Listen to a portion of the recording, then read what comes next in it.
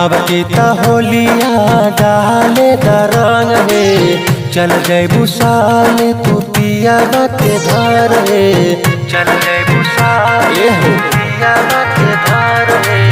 अब केता होलिया डाले द रंग है चल जैबू साले तू पिया के घर है। हमरा से मिला ताना मारा दा तोहार है चल जैबू साली तू पिया के घर है।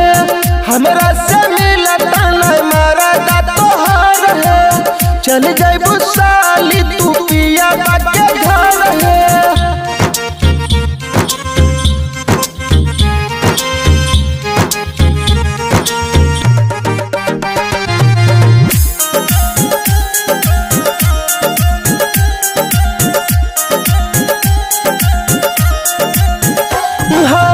देवरा बिना कैसे खेलबू तू होली पिया बाबा से लतोरो देखा सऊदी पिया बाबा से लतोरो देखा सऊदी। देवरा बिना कैसे खेलबू तू होली पिया बाबा से देखा तो हर सऊदी तो हर सऊदी।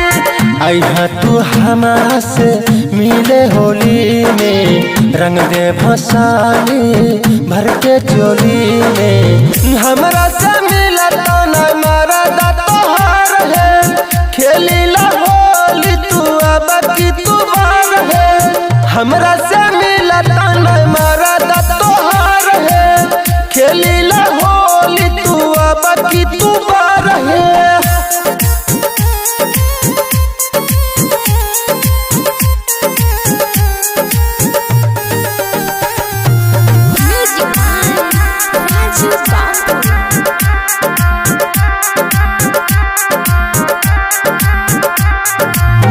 रोशन रूप सिजा कहेला साली खेली ला होली को नहीं बोली खेली ला होली हाँ हाँ। रोशन रूप सिजा कहेला साली खेली ला होली को नहीं बोली को नहीं बोली। अब कितना होलिया लूटी ला लहरिया मिले न मिले मौका खेली ला तू होलिया। हमरा से मिला ताना मारा